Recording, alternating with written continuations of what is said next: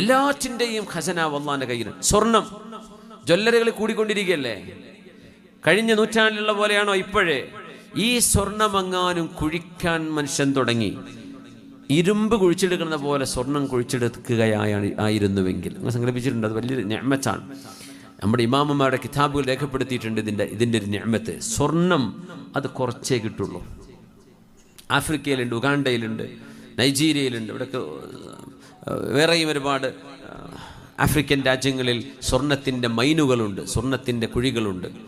വലിയ കുറച്ചേ കിട്ടുള്ളൂ. അതങ്ങ് ഒരുപാട് കിട്ടിയെന്ന് വിചാരിക്കുക, ലോകത്ത് സ്വർണത്തിൻ്റെ മൂല്യം ഇടിയും.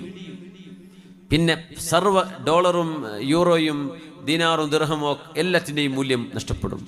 എല്ലാറ്റിൻ്റെയും കറൻസി മുഴുവനും അതിൻ്റെ മൂല്യം ഇടിയും. ലോകത്തിൻ്റെ സമ്പദ് വ്യവസ്ഥ അങ്ങ് തകരും. അതുകൊണ്ട് അള്ളാഹു കുറച്ചേ കൊടുക്കുള്ളൂ സ്വർണം. ഇത്രയൊക്കെ ടെക്നോളജി കയ്യിലുണ്ടല്ലോ. എന്നാൽ പിന്നെ ഒന്നിച്ചങ്ങ് കുഴിച്ചെടുക്കല്ലേ? അടുത്തൊരു 100 കൊല്ലത്തേക്ക് അള്ള വെച്ചത് നമുക്ക് എടുക്കാൻ പറ്റുമോ? എടുക്കാൻ പറ്റില്ല. ഓരോ കാലഘട്ടത്തിനും അള്ളാഹു ആവശ്യമായതേ കൊടുക്കുള്ളൂ. അതാണ് എല്ലാറ്റിൻ്റെയും ഖജനാവ് എൻ്റെ കയ്യിലുണ്ട് അല്ലാഹു പറയാം. പക്ഷെ നിങ്ങൾക്ക് ആവശ്യമുള്ളതേ ഞാൻ ഇവിടെ തരുള്ളൂ. സുബ്ഹാനല്ലാഹ്. സ്വർണവും വെള്ളിയും ഇരുമ്പ് കിട്ടണ പോലെ കിട്ടൂല. ഇതൊക്കെ ഭൂമിക്കുള്ളിൽ കിടക്കുന്ന സാധനങ്ങളാണ്.